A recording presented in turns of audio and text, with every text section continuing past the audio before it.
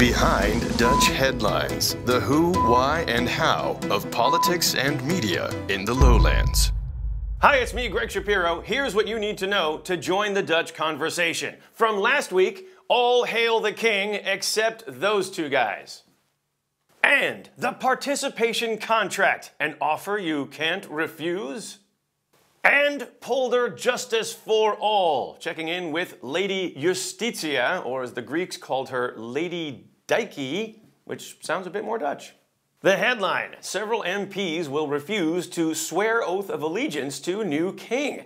What's behind the headline? Well, in Dutch parliament, some people think that there should be no king, no monarchy, but rather a republic, which is why they're called Republicans, and it just so happens that they all come from one party, the Socialists.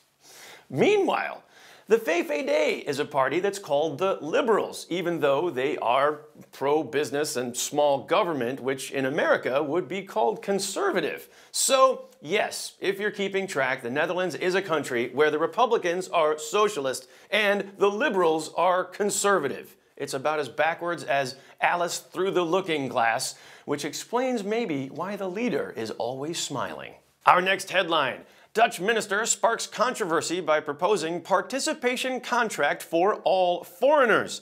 What's behind the headline? Well, the Dutch Minister for Social Affairs and Employment is LODEWIJK ASSCHER from the Labour Party. He's responsible for integration, and he wants to rewrite the assimilation course to focus more on Dutch norms and values. At issue is a rise in antisocial behavior in the Netherlands, which Minister Ascher wants to combat, not at immigration services, but at your local stadsregister. That means that if you're foreign, even European, you will have to sign a contract saying that you will respect the traditional Dutch norms and values.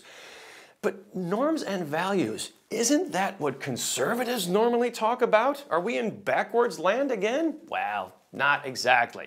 Because even though the participation contract might be ineffective, perhaps even counterproductive, they're still going to spend a lot of money to create the new bureaucracy just for it. So, what could be more labor than that? Our final headline: while Justice is supposedly blind, in the polder she is also overworked and potentially out of work, as Assistant Minister Fred Teven wants victims to now have a say in sentencing. Out of work for sure, but with no blind eye for the ladies, is this guy, bad boy BRAM MOSZKOWICZ, the lawyer who was all over the news this last week, making a last-ditch attempt to overturn his suspension from practicing law. If you picked up any paper last week, you couldn't miss him. There he was, BRAM larger than life. In the Netherlands, he's bigger than Berlusconi. He comes from a long line of lawyers, or you might call them consiglieri, and BRAM MOSZKOWICZ rose to fame defending a number of high-profile clients, like Suriname President Desi Bouterse, also the Heineken kidnapper Willem Holleder, and political highlight Geert Wilders. MOSZKOWICZ also cultivated his own media persona, making no secret of his love for the finer things, and in his natural habitat along the Amsterdamse grachten, he was the alpha male to look out for. But as in so many cases, the devil's in the details, and maybe that's not MOSZKOWICZ's strong suit. The Dutch Bar Association brought him to court for, among other things, mishandling large amounts of cash. And so, in dramatic closing arguments last Friday, Mr. MOSZKOWICZ is clearly attempting to win his appeal in the court of public opinion. That's it for Behind Dutch Headlines. I'm Greg Shapiro. We're looking for taglines, actually. So please, if you have any ideas, leave your comments below.